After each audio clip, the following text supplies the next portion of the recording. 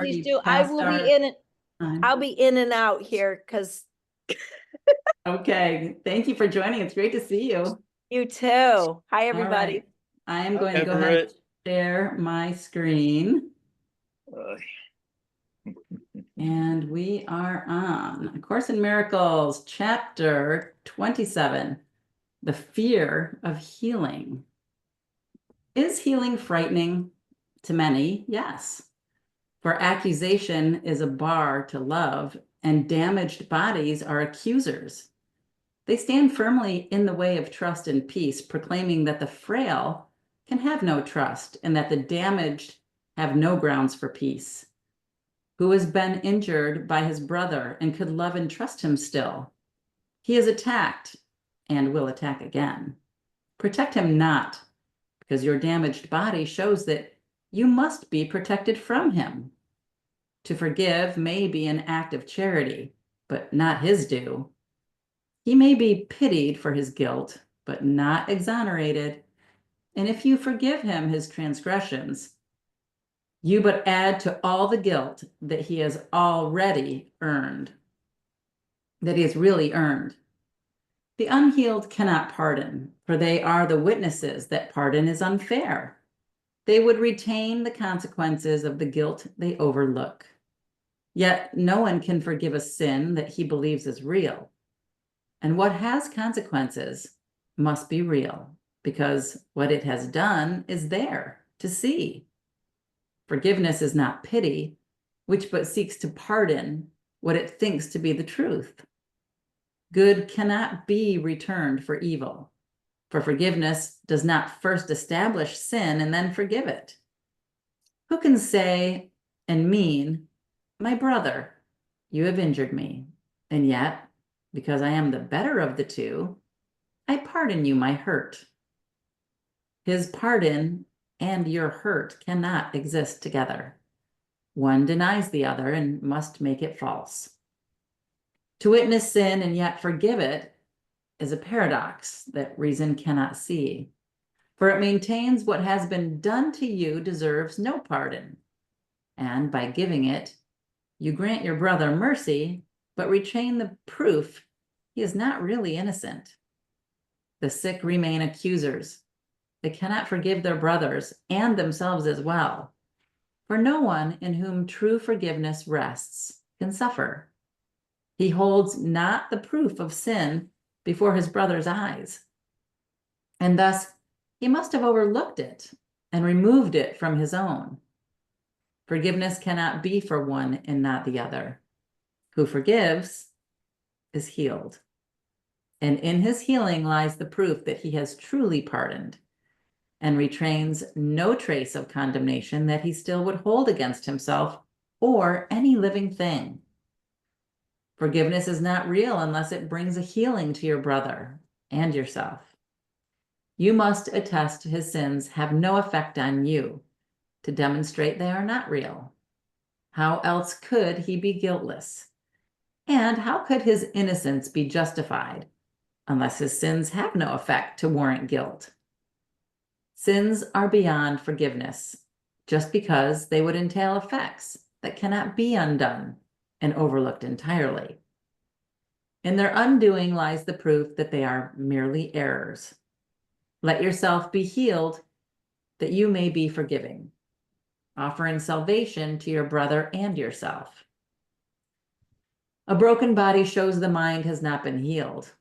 A miracle of healing proves that separation is without effect. What you would prove to him, you will believe. The power of witness comes from your belief, and everything you say or do or think but testifies to what you teach to him. Your body can be means to teach that it has never suffered pain because of him, and in its healing, can it offer him mute testimony of his innocence. It is this testimony that can speak with power greater than 1,000 tongues.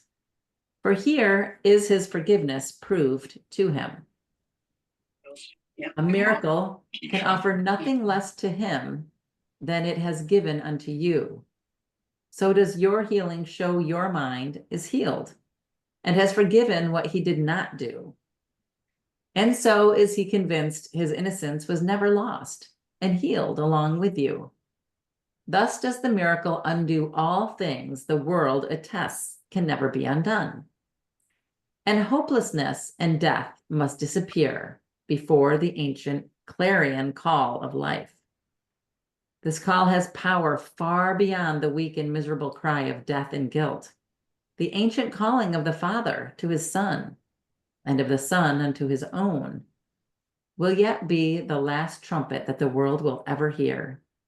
Brother, there is no death. And this you learn when you but wish to show your brother that you had no hurt of him. He thinks your blood is on his hands, and so he stands condemned. Yet it is given you to show him, by your healing, that his guilt is but the fabric of a senseless dream. How just are miracles, for they bestow an equal gift of full deliverance from guilt upon your brother and yourself. Your healing saves him pain as well as you, and you are healed because you wished him well. This is the law the miracle obeys, that healing sees no specialness at all. It does not come from pity, but from love. And love would prove all suffering is but a vain imagining, a foolish wish with no effects. Your health is a result of your desire to see your brother with no blood upon his hands, nor guilt upon his heart made heavy with the proof of sin. And what you wish is given you to see. The cost of your serenity is his. This is the price the Holy Spirit and the world interpret differently. The world perceives it as a statement of the fact that your salvation sacrifices his. The Holy Spirit knows your healing is the witness unto his and cannot be apart from his at all. As long as he contests to suffer, you will be unhealed. Yet you can show him that his suffering is purposeless and wholly without cause. Show him your healing, and he will consent no more to suffer. For his innocence has been established in your sight and his, and laughter will replace your sighs, because God's Son remembered that he is God's Son. Who then fears healing? Only those to whom their brother's sacrifice and pain are seen to represent their own serenity. Their helplessness and weakness represents the grounds on which they justify his pain. The constant sting of guilt he suffers serves to prove that he is slave, but they are free. The constant pain they suffer demonstrates that they are free because they hold him bound. And sickness is desired to prevent a shift of balance in the sacrifice. How could the Holy Spirit be deterred an instant, even less, to reason with an argument for sickness such as this? And need your healing be delayed because you pause to listen to insanity? Correction is not your function. It belongs to one who knows of fairness, not of guilt. If you assume correction's role, you lose the function of forgiveness. No one can forgive until he learns correction is but to forgive and never to accuse. Alone, you cannot see they are the same, and therefore is correction not of you. Identity and function are the same. And by your function, do you know yourself? And thus, if you confuse your function with the function of another, you must be confused about yourself and who you are. What is the separation but a wish to take God's function from him and deny that it is his? Yet, if it is not his, it is not yours, for you must lose what you would take away. In a split mind, identity must seem to be divided, nor can anyone perceive a function unified, which has conflicting purposes and different ends. Correction to a mind so split must be a way to punish sins you think are yours in someone else. And thus does he become your victim, not your brother, different from you in that he is more guilty, thus in need of your correction, as the one more innocent than he. This splits his function off from yours and gives you both a different role. And so you cannot be perceived as one, and with a single function that would mean a shared identity with but one end. Correction you would do must separate, because that is the function given it by you. When you perceive correction is the same as pardon, then you also know that the Holy Spirit's mind and yours are one. And so your own identity is found. Yet must he work with what is given him, and you allow him only half your mind, and thus he represents the other half, and seems to have a different purpose from the one you cherish and you think is yours. Thus does your function seem divided, with a half in opposition to a half. And these two halves appear to represent a split within a self perceived as two. Consider how this self-perception must extend, and do not overlook the fact that every thought extends, because that is its purpose, being what it really is. From an idea of self as two, there comes a necessary view of function split between the two. And what you would correct is only half the error, which you think is all of it. Your brother's sins become the central target for correction, lest your errors and his own be seen as one. Yours are mistakes, but his are sins, and not the same as yours. His merit punishment, while yours, in fairness, should be overlooked. In this interpretation of correction, your own mistakes you will not even see. The focus of correction has been placed outside yourself, on one who cannot be a part of you while this perception lasts. What is condemned can never be returned to its accuser, who had hated it and hates it still, as symbol of his fear. That is your brother, focus of your hate, unworthy to be part of you, and thus outside yourself, the other half, which is denied. And only what is left without his presence is perceived as all of you.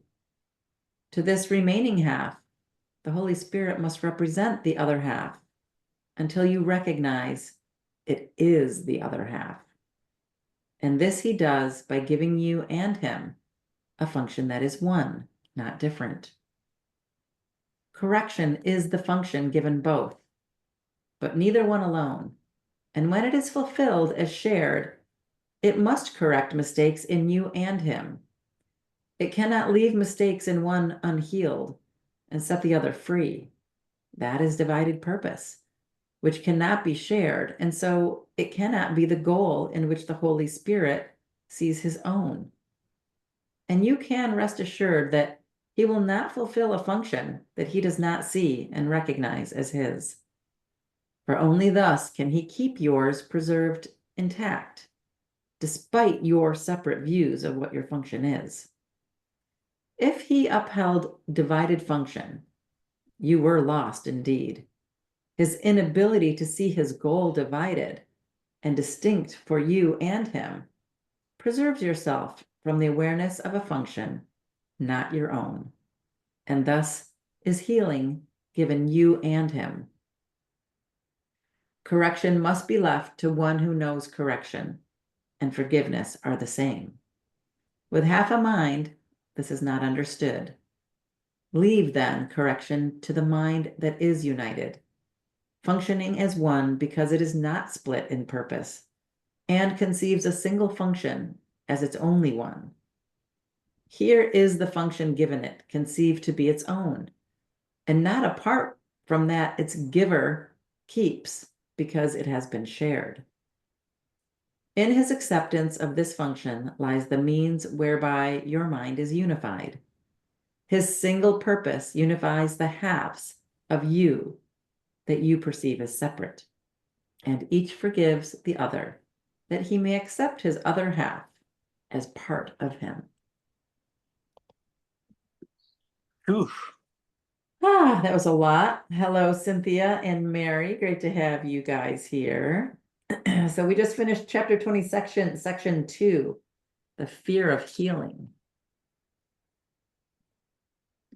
So if I'm getting this right, it says that forgiveness is much more on a deeper level than what we even think it is. In that, it's a two-way street,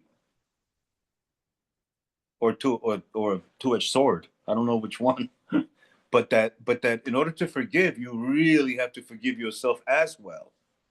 It's a two-way street. You cannot make the other the victim or yourself. Right. Right. Am I getting that from this? I mean, I don't know. You are. That is it. And also, when we're already in that place of alignment with fear and wanting to make someone a victim, we still have a split mind. So I think that's the part where we have to say, I give this to the Holy Spirit, right? Which is the part of our mind which is joined with the truth. Because our other mind can't heal it. Because we want to forgive it, but it's not a true forgiveness.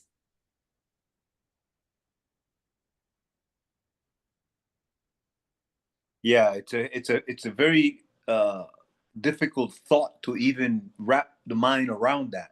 Right. You could I mean, put that word in, above all else, I want to forgive.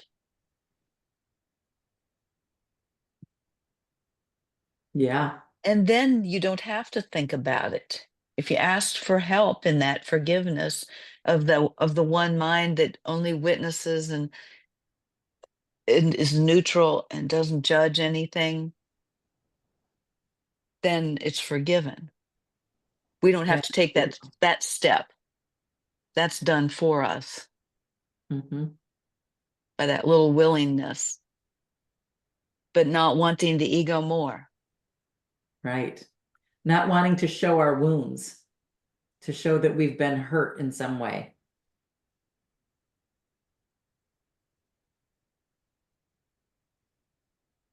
Yeah. Any other thoughts or conversations around this?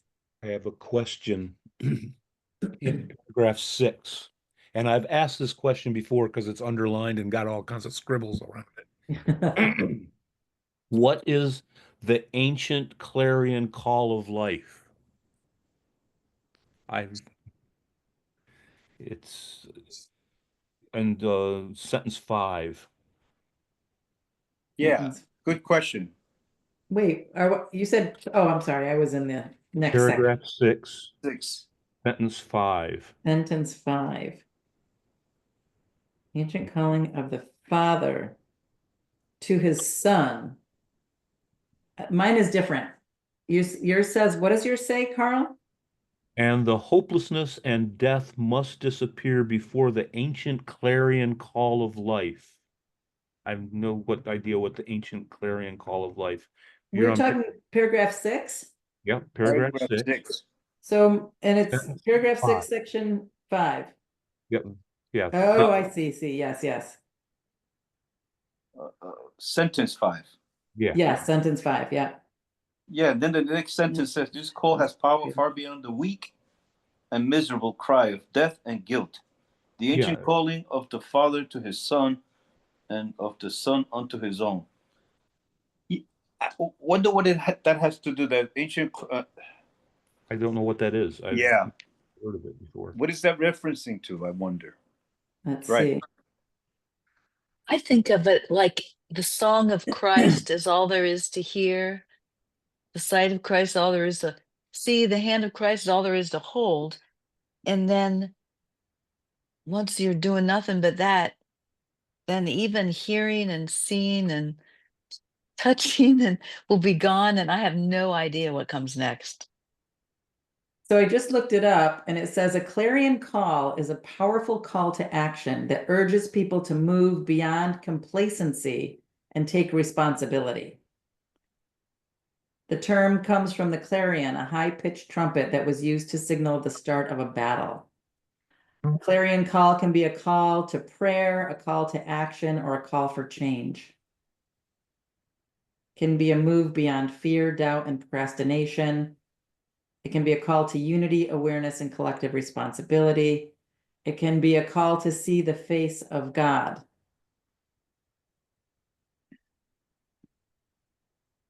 So that kind of makes sense, right? Yep, it's a trumpet.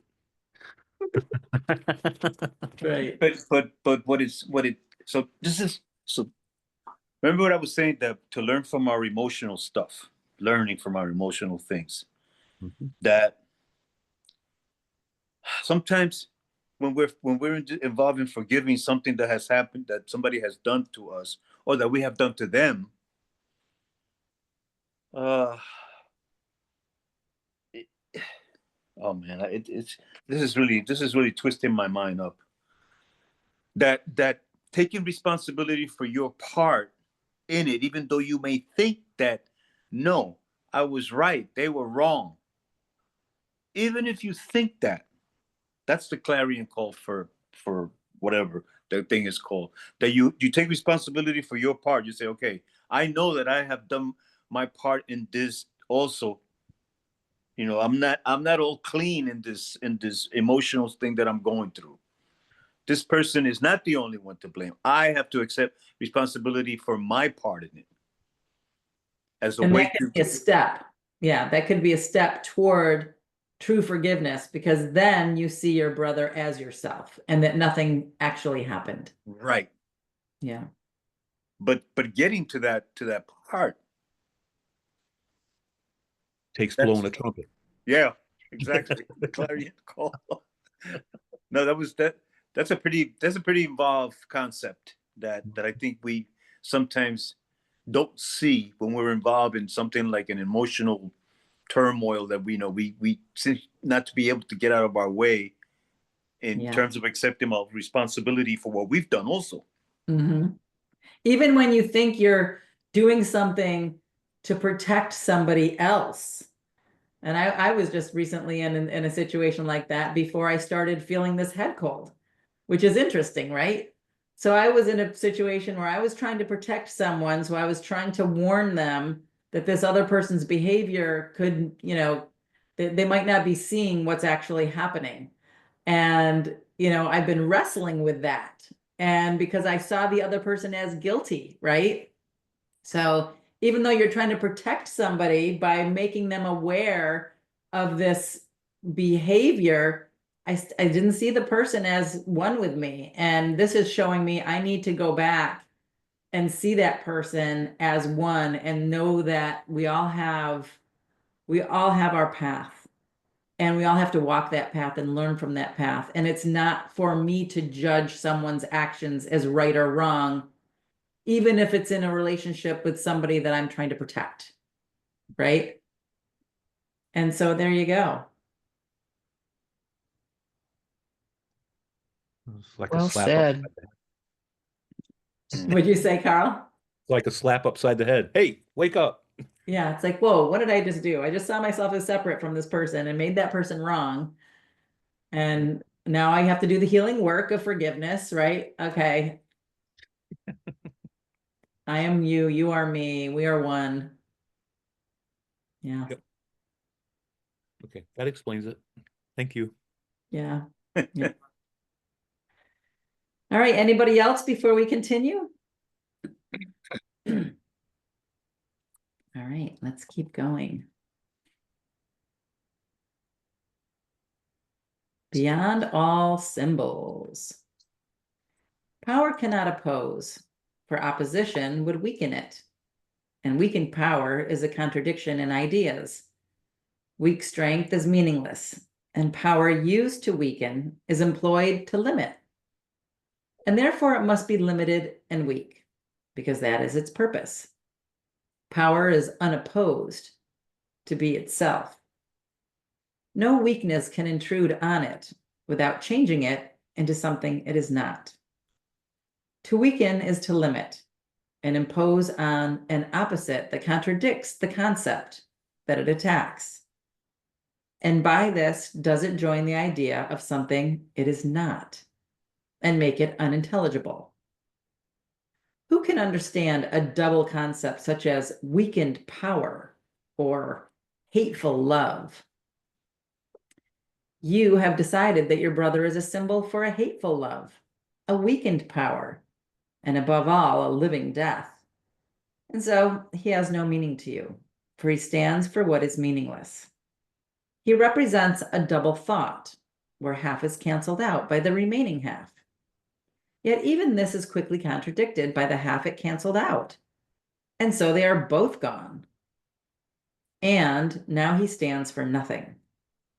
Symbols which but represent ideas that cannot be must stand for empty space and nothingness. Yet nothingness and empty space cannot be interference. What can interfere with the awareness of reality is the belief that there is something there. The picture of your brother that you see means nothing. There is nothing to attack or to deny, to love or hate, or to endow with power or to see as weak. The picture has been wholly canceled out because it symbolized a contradiction that canceled out the thought it represents. And thus, the picture has no cause at all. Who can perceive effect without a cause? What can the causeless be but nothingness? The picture of your brother that you see is wholly absent and has never been. Let then the empty space it occupies be recognized as vacant, and the time devoted to seeing be perceived as idly spent, a time unoccupied. An empty space that has not been filled, an unused interval of time not seen as spent and fully occupied, become a silent invitation to the truth to enter and to make itself at home. No preparation can be made that would enhance the invitation's real appeal. For what you leave as vacant, God will fill, and where He is, there must the truth abide. Unweakened power, with no opposite, is what creation is. For this, there are no symbols.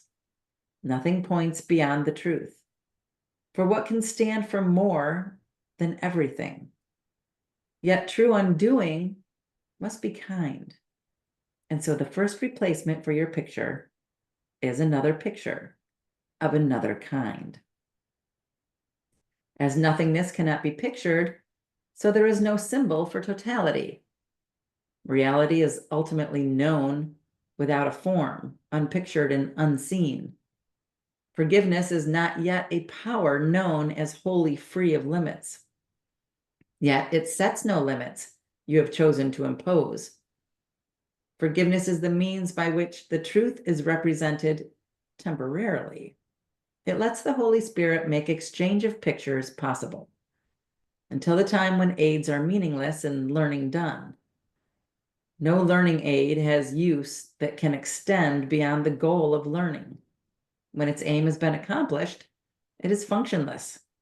Yet in the learning interval, it has a use that now you fear, but yet will love. The picture of your brother given you to occupy the space so lately left unoccupied and vacant will not need defense of any kind, for you will give it overwhelming preference, nor delay an instant in deciding that it is the only one you want. It does not stand for double concepts. Though it is but half the picture and is incomplete, within itself, it is the same. The other half of what it represents remains unknown, but is not canceled out. And thus is God left free to take the final step himself. For this, you need no pictures and no learning aids. And what will ultimately take the place of every learning aid will merely be. Forgiveness vanishes, and symbols fade, and nothing that the eyes have ever seen or ears have heard remains to be perceived. A power wholly limitless has come, not to destroy, but to receive its own. There is no choice of function anywhere. The choice you fear to lose, you never had. Yet only this appears to interfere with power unlimited and single thoughts, complete and happy, without opposite. You do not know the peace of power that opposes nothing. Yet no other kind can be at all. Give welcome to the power beyond forgiveness and beyond the world of symbols and of limitations. He would merely be, and so he merely is. All right, what do we think about that? It seems to be some of the textbooks that I've been reading about sacred geometry, about how things work together, and the power that comes from the different shapes and how it's represented and everything. I mean, I'm reading this and going, I just read this about how the negative space and the positive space and how it works together, and how each one of the elements that makes up the world has its own geometric shape, and that also is sound, and it all works together, and that's how this whole reality is composed, is with thought, basically. It's Right. That both the dark forces and the white light complement each other. I think what this is saying is we have to leave the space empty so that it can be occupied by the one mind of God, right? That's why part of the forgiveness is, okay, so now I've completely seen my brother as in not having done anything to me. And now that I've seen him as not having done anything to me, there's no feeling of animosity. There's no feeling of guilt. There's no feeling of wrongdoing. It's just an empty space.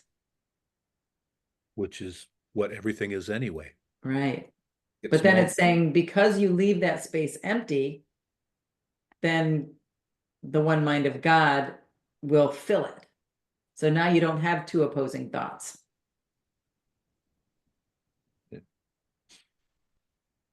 That last paragraph, every sentence seems to be saying that whole concept. Even today, even this book that I just read talks about that there is no, there is no bad, no good. It's all part of the same thing. That, again, difficult concept to comprehend because of the way that we've grown up to believe. Our belief system says no. Our belief system, there are opposites. There's good, there's bad, there's evil, there's good. So for me, I'll speak for myself. For me to even begin to entertain this concept is revolutionary. Yeah. So instead of looking at it as there is no bad and no good, the process is that if everything is an aspect or is part of a whole thing, if we see things in their wholeness, then why judge if it's bad or good? Because it's essential to the whole. And Edmund uses a wonderful example of likening it to a car engine, where things explode and things spin, and then things stop it from spinning, and things ignite a flame, and then they put out, all this stuff that seems to be opposite and oppositional, but it all has its right place and timing to provide the whole to operate, to function at its highest potential. And so when all things are seen as that, it's not that we're denying anything or pushing away anything. We are accepting it. We are broadening, expanding our view to include those things. But when we hang out on that side of things, we're open to more affirming, optimal experiences. Yeah, Well that all said. parts work together as part of the oneness. Mm-hmm. And Yeah. which brings up these colliding galaxies. You know, this is one of the latest things that they're finding, that that galaxies collide, and you would think that that is destruction, but it's not. It's part of the whole. They coalesce to become this one bigger mesh thing. I'll never forget reading a book saying the violent universe.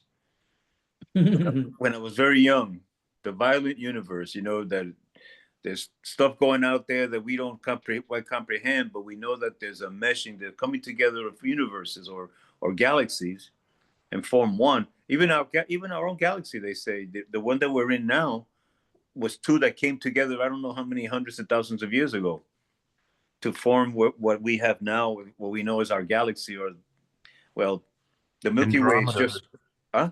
Andromeda is going to collide with us in the well, galactic time. It's the near future, but you know, we'll be long gone by then. But there's another galaxy that's coming closer to us. Andromeda is the closest galaxy to us. Yes, yes.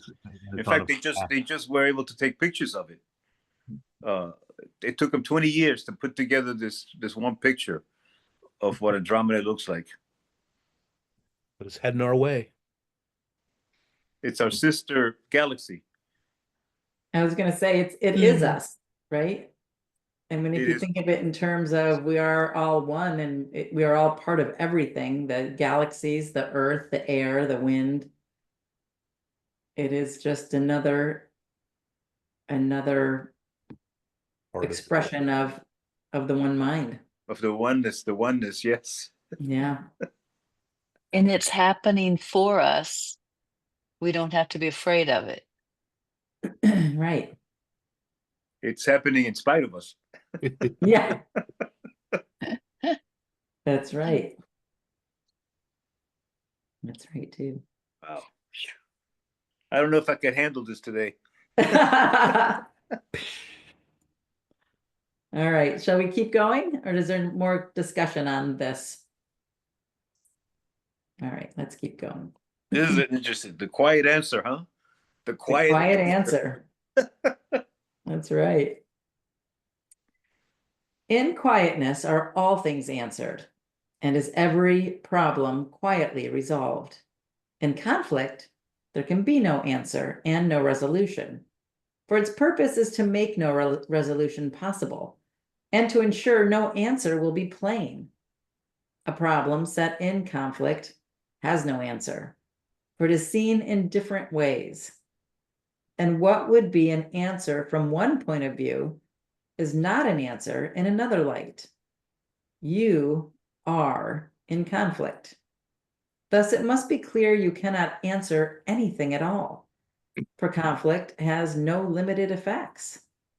Yet if God gave an answer, there must be a way in which your problems are resolved, for what he wills already has been done. Thus, it must be that time is not involved and every problem can be answered now. Yet it must also be that in your state of mind, solution is impossible. Therefore, God must have given you a way of reaching to another state of mind in which the answer is already there. Such is the holy instant.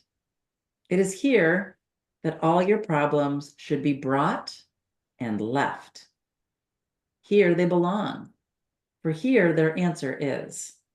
And where its answer is, a problem must be simple and be easily resolved. It must be pointless to attempt to solve a problem where the answer cannot be. Yet just as surely it must be resolved if it is brought to where the answer is.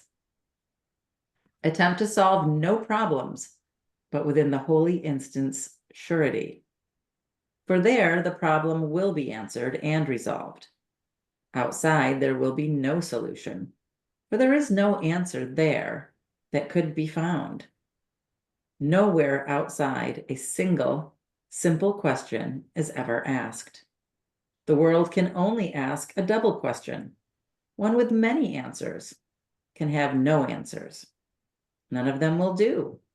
It does not ask a question to be answered, but only to restate its point of view.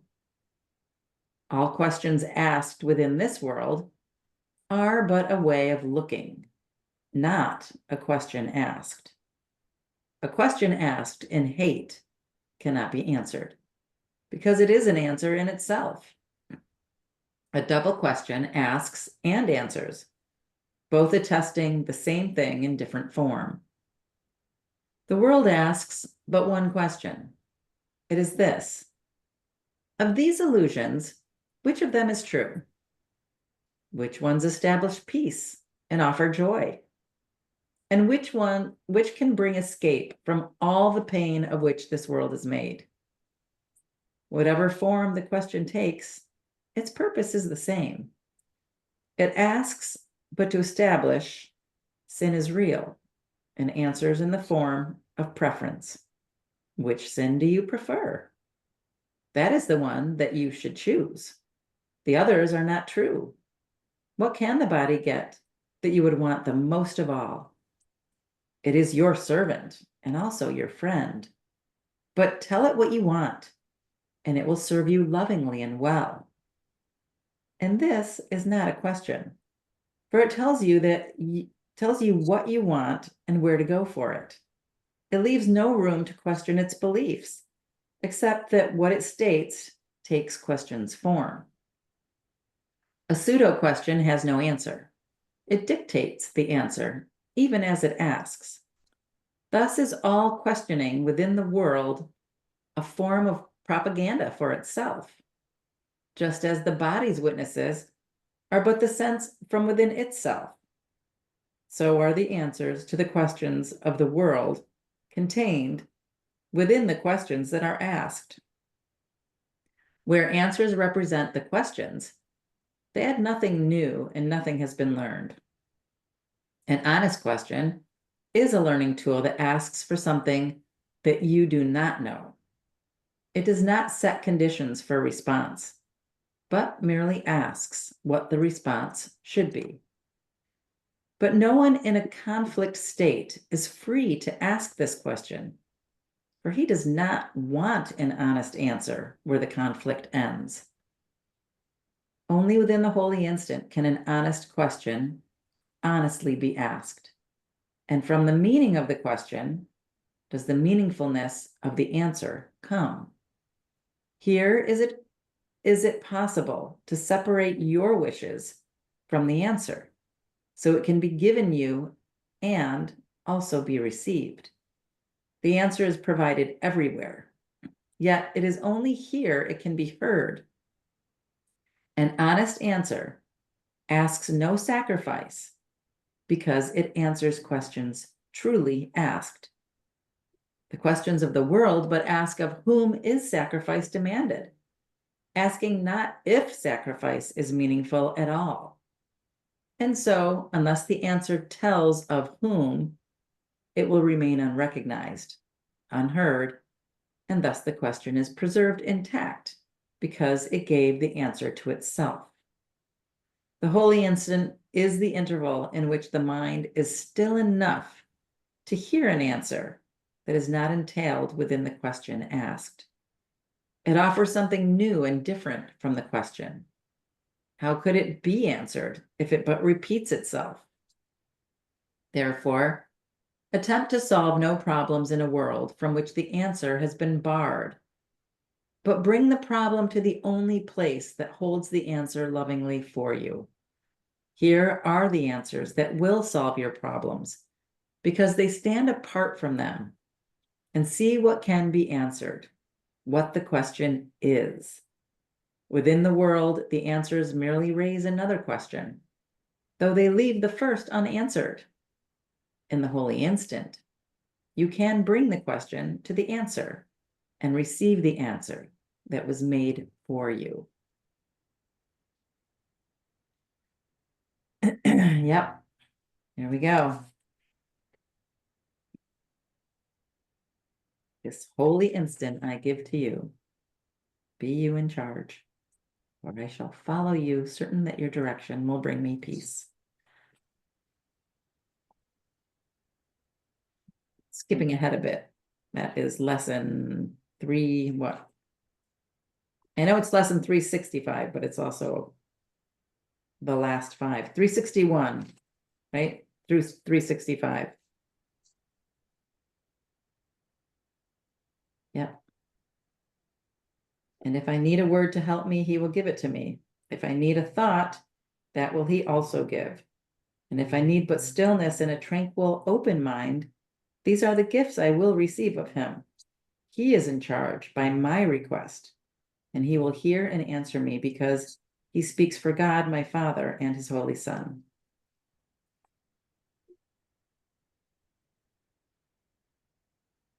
Yep, I've asked that enough that I've learned to memorize it.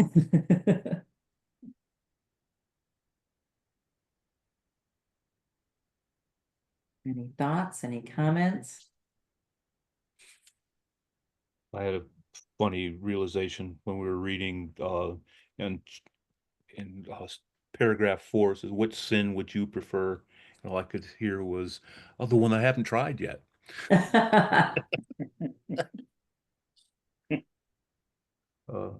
Jean Harlow. Yeah.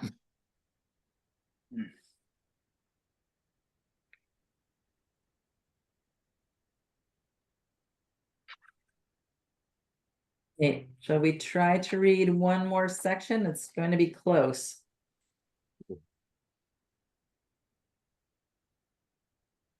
Let's do it.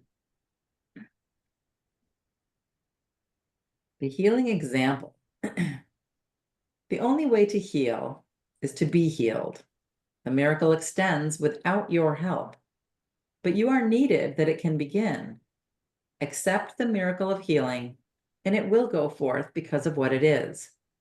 It is its nature to extend itself the instant it is born, and it is born the instant it is offered and received.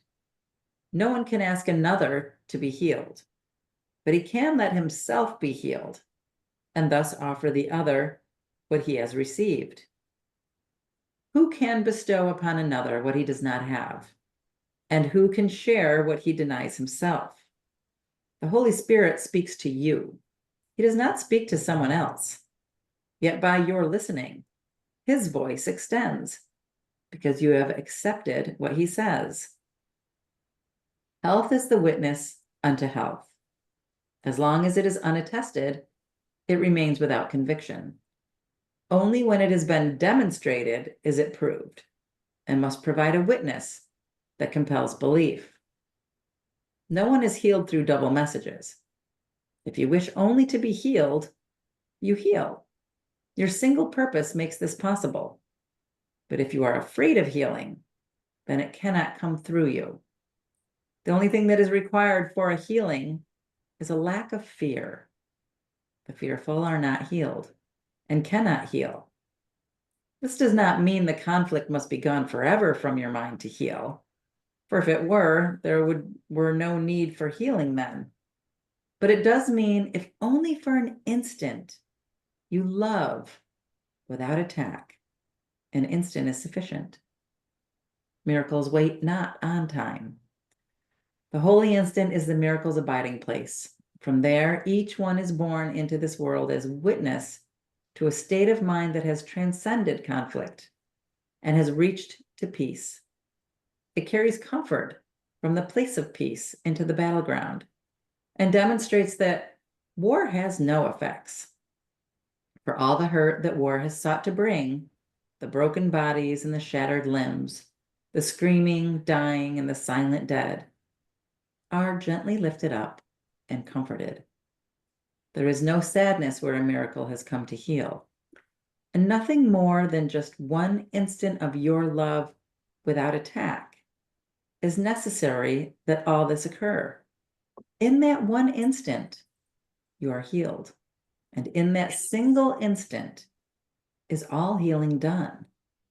What stands apart from you when you accept the blessings that the holy instant brings? Be not afraid of blessing, for the one who blesses you loves all the world and leaves nothing within the world that could be feared. But if you shrink from blessing, will the world indeed seem fearful? For you have withheld its peace and comfort, leaving it to die.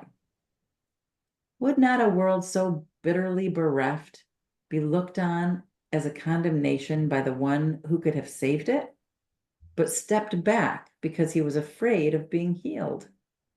The eyes of all the dying bring reproach, and suffering whispers, "What is there to fear?" Consider well its question. It is asked of you on your behalf. A dying world asks only that you rest an instant from attack upon yourself, that it be healed. Come to the holy instant and be healed, for nothing that is there received is left behind on your returning to the world. And being blessed, you will bring blessing. Life is given you to give the dying world, and suffering eyes no longer will accuse, but shine in thanks to you who blessing gave. The holy instant's radiance will light your eyes and give them sight to see beyond all suffering and see Christ's face instead. Healing replaces suffering. Who looks on one cannot perceive the other, for they cannot both be there. And what you see, the world will witness, and will witness too. Thus is your healing everything the world requires that it may be healed. It needs one lesson that has perfectly been learned. And then, when you forget it, will the world remind you gently of what you have taught. No reinforcement will its thanks withhold from you who let yourself be healed, that it might live. It will call forth its witnesses to show the face of Christ to you, who brought the sight to them, by which they witnessed it. The world of accusation is replaced by one in which all eyes look lovingly upon the friend who brought them their release. And happily, your brother will perceive the many friends he thought were enemies. Problems are not specific, but they take specific forms, and these specific shapes make up the world. And no one understands the nature of his problem. If he did, it would be there no more for him to see.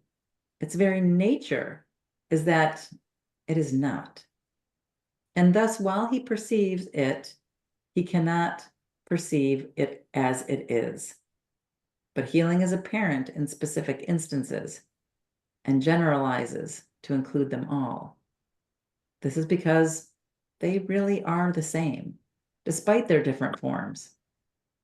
All learning aims at transfer, which becomes complete within two situations that are seen as one, for only common elements are there. Yet this can only be attained by one who does not see the differences you see. The total transfer of your learning is not made by you, but that it has been made in spite of all the differences you see convinces you that they could not be real. Your healing will extend and be brought to problems that you thought were not your own. And it will also be apparent that your many different problems will be solved as any one of them has been escaped.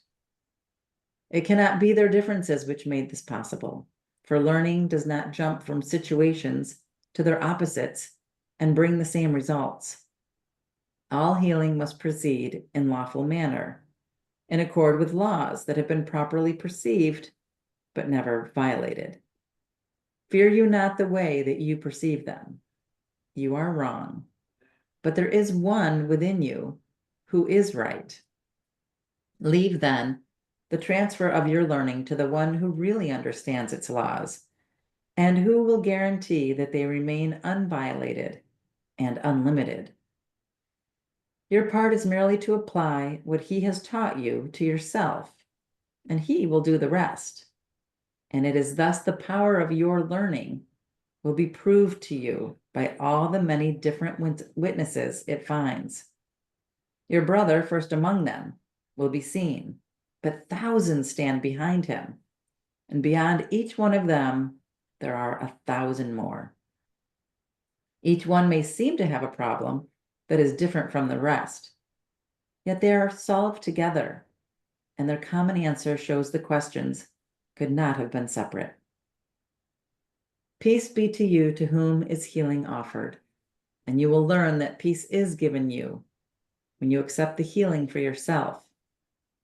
Its total value need not be appraised by you to let you understand that you have benefited from it. What occurred within the instant that love entered in without attack will stay with you forever. Your healing will be one of its effects, as will your brother's. Everywhere you go, will you behold its multiplied effects. Yet all the witnesses that you behold will be far less than all there really are. Infinity cannot be understood by merely counting up its separate parts. God thanks you for your healing, for he knows it is a gift of love unto his Son, and therefore it is given unto him.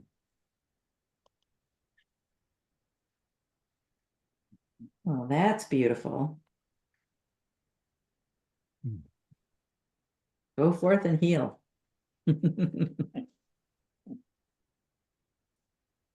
Mm. Yeah, well, it also says that, and that's the other concept that's sometimes difficult to acknowledge, or I don't know what, but that we really haven't done anything bad to begin with. Right. Or we have not done any sin. Just Right. we need to do corrections. And the correction we can't do by ourselves. We have to give it to the Holy Spirit.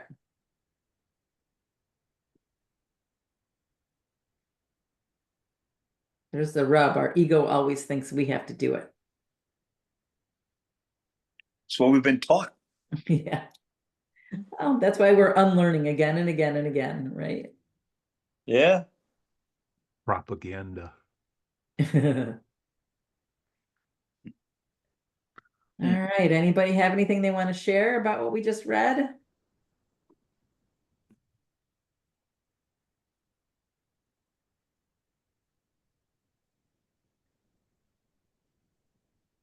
All right. Well, it was great to be here with all of you today. Thank you for coming as usual. Enjoy all of our conversation. This was a really great chapter for me today, for sure. Yeah, great reading. Thank you for everyone who participated, and thank you for everyone who just was listening. It's great to have you here. All right, I will see you guys next week. Thanks, you. everybody. All right, thank you. Bye.